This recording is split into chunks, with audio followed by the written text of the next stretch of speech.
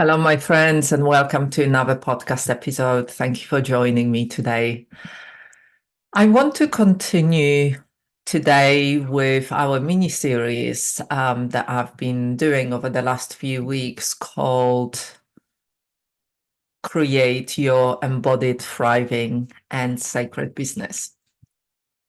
If you've been following this podcast for some time, you know that this is something that is really, really, really dear to my heart.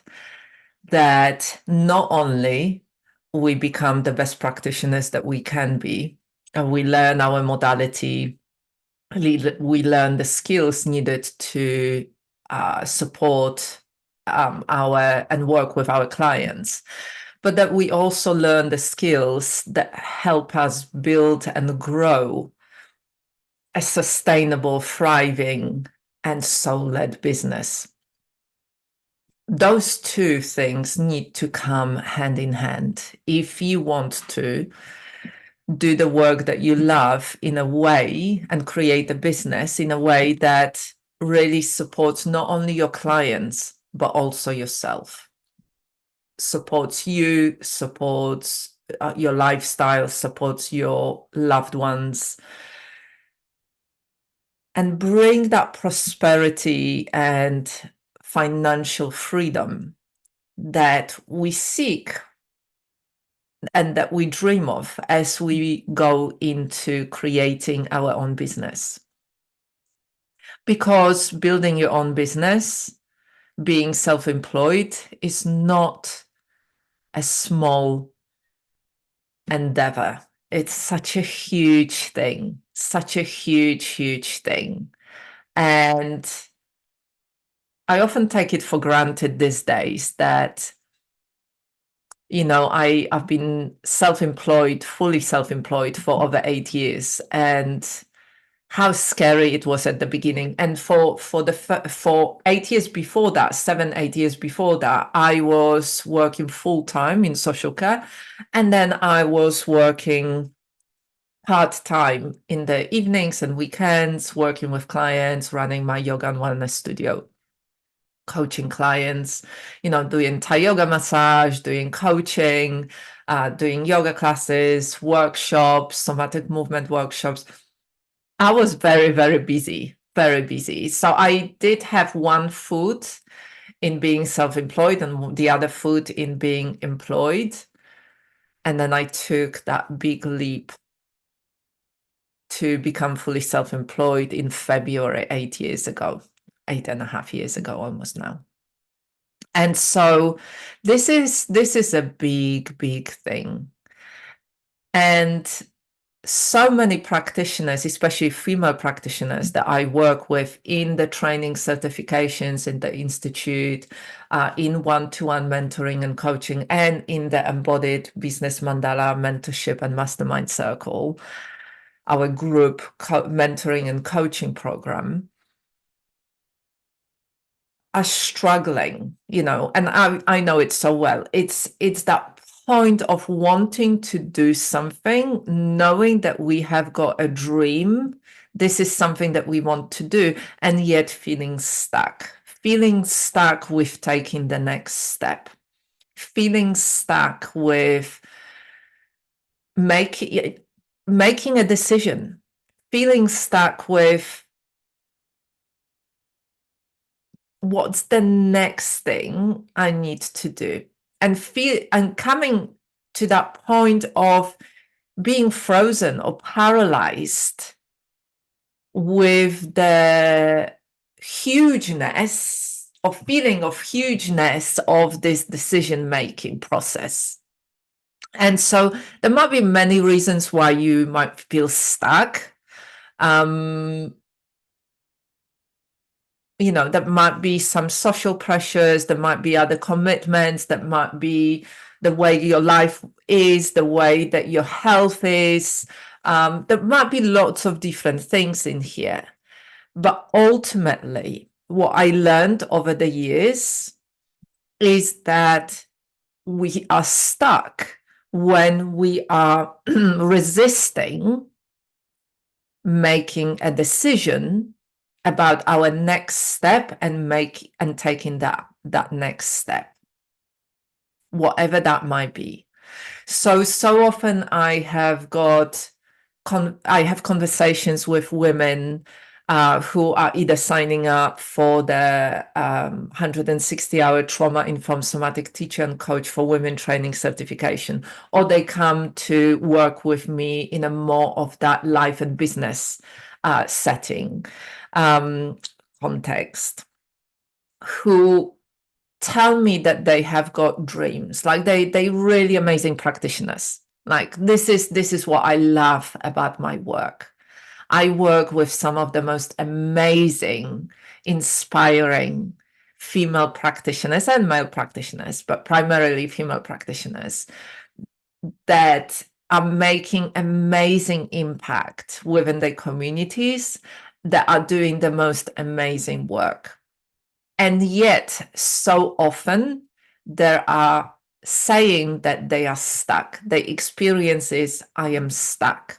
I don't know what to do next. I don't know how to move forward. I don't know what's right or wrong. And there is this question of, what shall I do? Can you tell me the next step? Can you tell me, what I should be doing? And I'd like to offer you a shift in perspective here. When you feel stuck, like what I mean by stuck, it's demotivated. When you feel confused, when you don't know what you should be doing, when you are in self-doubt, when you are second guessing yourself, when you are looking outside for answers, for somebody to tell you what to do, I would like to invite you to slow down, pause, and turn inward. I would like to invite you to reconnect within, reconnect with your core values, reconnect with what's most important for you, reconnect with your soul's calling. Start building that self-trust. Trust in allowing yourself to know what's right for you. Trust that you can make the right decision. Trust and commitment in following your path.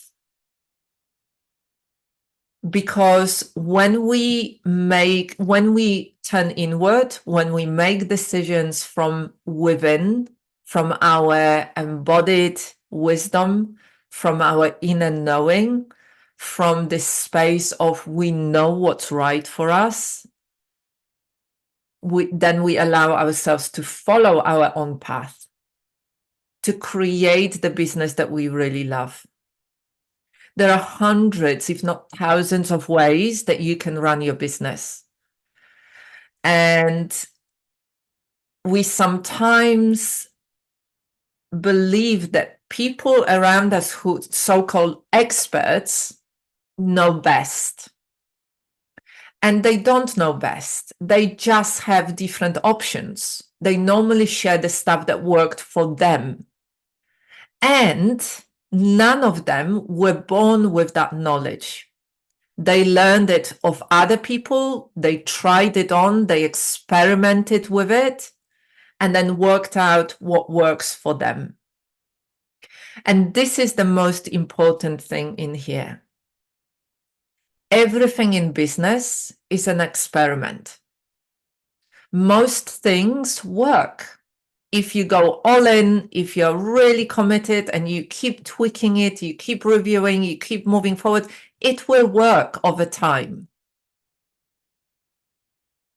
It will work over time.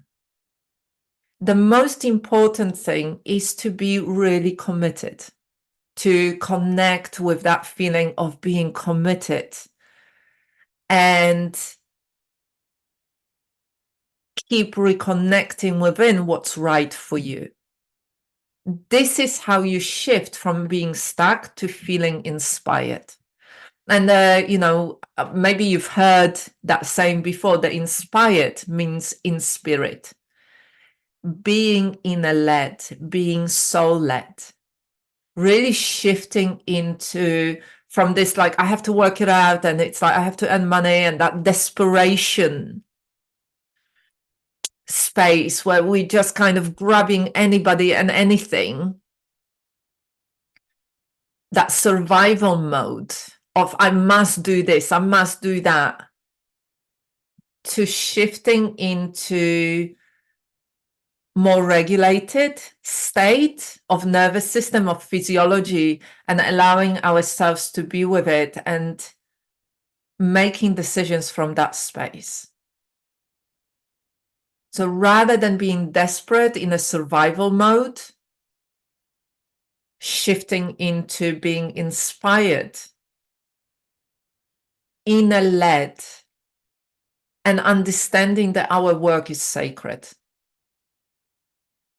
That's a huge difference in our state and in the way that we will then show up for ourselves, show up for our clients, show up in every decision that we make. This is something that's made a huge, huge, huge difference to me in my business, in the way that I work, in the way that I make decisions.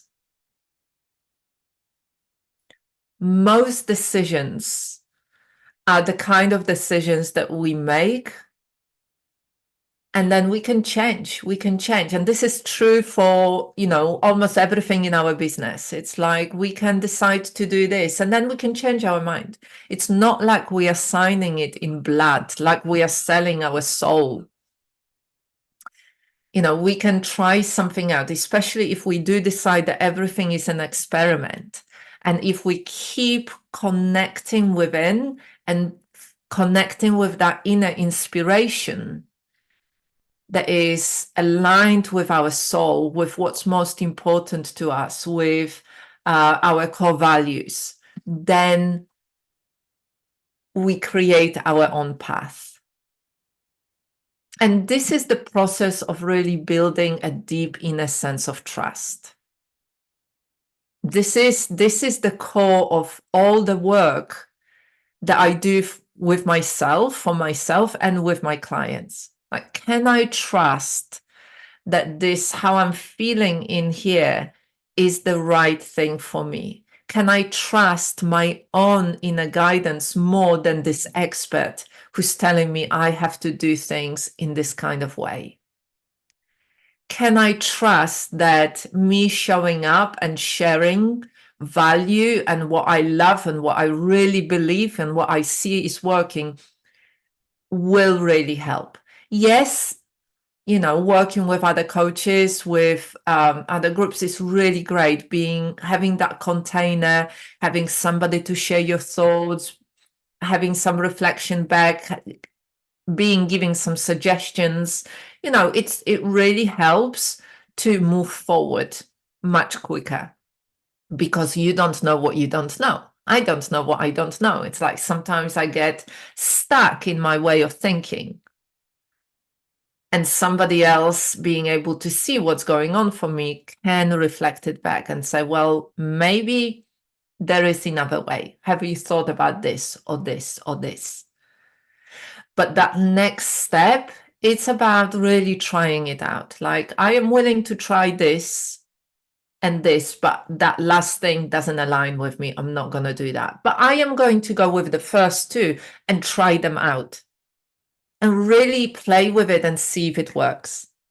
Yeah, the decision is always my own. And some decisions need a little bit longer to make. Like, I like certain decisions I like to sleep on. I like to sit with. I like to ponder. Some decisions can be made quite quickly.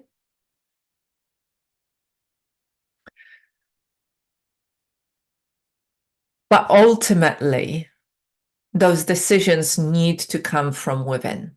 And if we approach them as an experiment, it can really, really help. It can take the pressure off. And so moving from feeling stuck to inspired and sacred decision making and action taking requires us to do the inner work. Maybe you thought I would say something different, but no. It does require us to do the inner work, to do the inner work of getting to know ourselves, to build the sense of deep self-trust, to keep showing up for ourselves, and to have support around us. And the quicker you make those decisions to experiment, to play with in your business, the quicker you grow. So sometimes I speak with practitioners who tell me things like, I know this is like, and they say it in quite embarrassed way, like, oh yes, I know I'm still running this session. I started it in pandemic and I'm still running it now. I only have got 1 or 2 people showing up, but I'm doing it because I feel like I should be doing it. And yet part of me knows that I should let it go. And so ultimately we know what's not working. Ultimately, we know that we need to let go of certain things so we can focus on other things that are more important. Ultimately, we know that we need to make changes. And this sense of knowing and not doing anything about it is that feeling of stuckness. And one of the things that really comes up for me when I think about this is this sense of, what does it mean to me not abandoning myself? Like, am I doing things that feel like I am abandoning myself? There is some kind of cognitive dissonance, like I say one thing, I do another thing. For example, like I say, I want to grow my business and make it more profitable, and yet I'm not making decisions or actions, not taking actions to actually change that. Maybe there is stuff around people pleasing. It's like, I don't want to let down these people.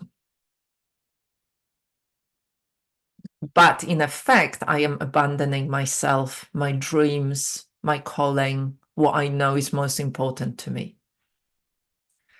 Maybe there is something about not wanting to be judged.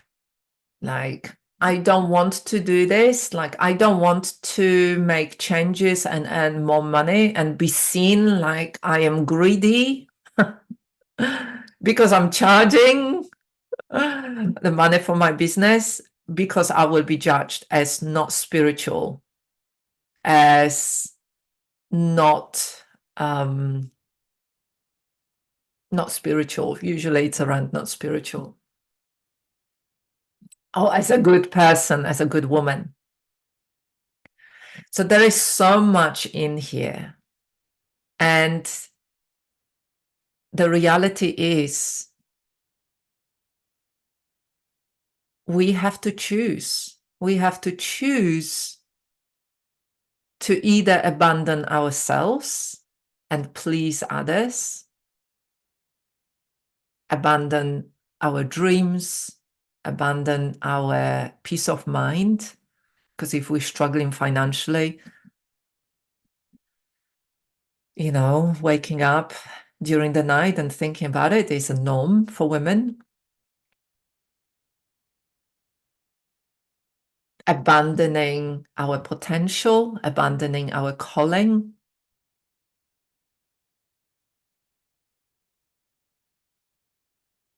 This is the decision that we have to make. And often moving out of stuckness requires us to do things in a different way. So I'm sure you've heard the definition of insanity: doing the same things over and over and expecting different results. If we are to move past the stuckness, we have to do things in a slightly different way. And it doesn't have to be hustle, and it doesn't have to be working ridiculous hours. It doesn't have to be cutting your prices or charging very little, so you're working all the time. It doesn't mean making decisions and running your business in a way that feels yucky and awful and sleazy. But it means saying yes to yourself and your dreams and your inner guidance and your inner knowing, and trusting yourself and being committed to moving forward and experimenting above everything else. So if you are feeling stuck in a certain part of your life or your business, write it all down. Write it down, do some journaling. Where is it that you feel stuck? And what needs to change in order for you to keep moving forward? Maybe there is something about your inner self-talk, about your self-belief, about your nervous system state, physiological state, about the way that you look after yourself, about the way that you set boundaries, about the way that you charge money, about the way that you are inner guided or not inner guided, about the way, there might be loads of different things. Maybe you need some support. Maybe you're feeling really alone in all of this and you need some support.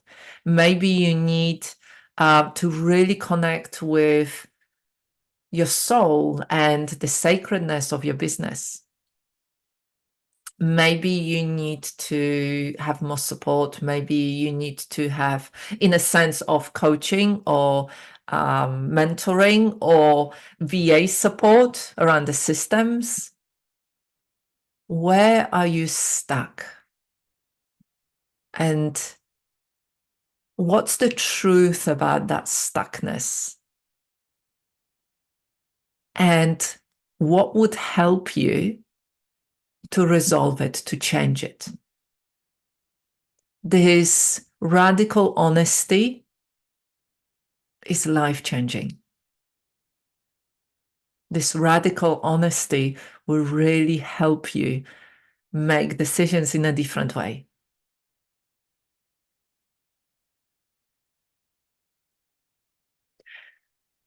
So moving from stuckness to inspired and sacred space requires you to be maybe a little bit different. It requires you to believe in yourself more. It requires you to show up for yourself first of all, in many different ways.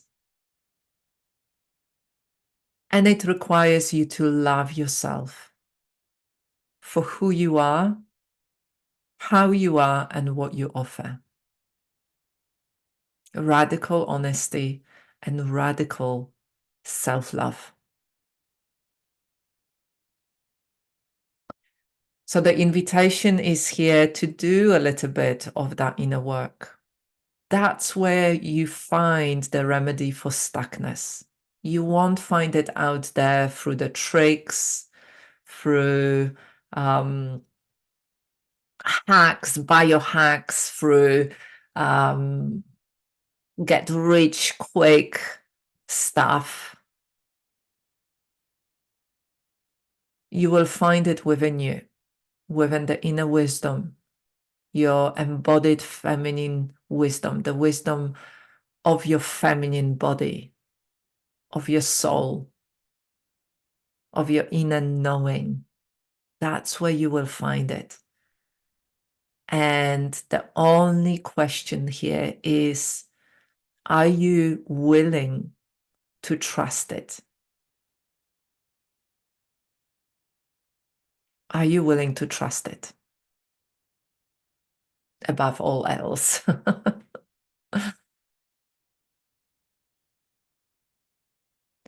So I wonder how it's all landing for you, how it's resonating for you.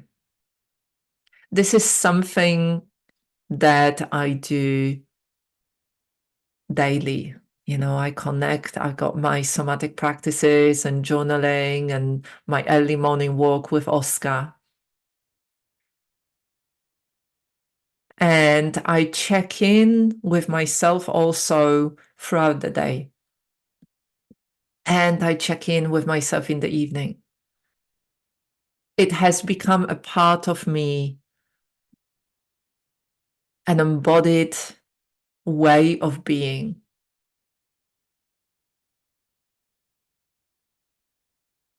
This understanding that everything starts with me. And when I work with other practitioners, I remind them that everything starts with them, from within them, not out there, in here.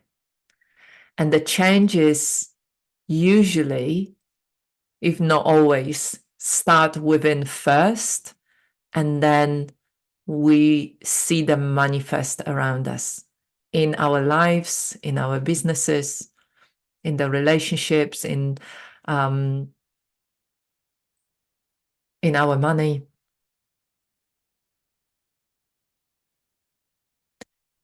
So the invitation is here for you to do this work, inner work, first,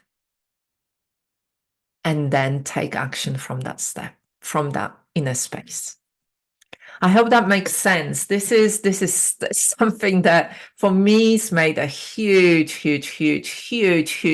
difference in my life. And I see how much it's making of a difference in the lives of women that I work with. Because it's so easy to get lost in what we should be doing, what we must be doing, in the craziness of the world, in the chaos out there, in the violence out there. And it's very easy to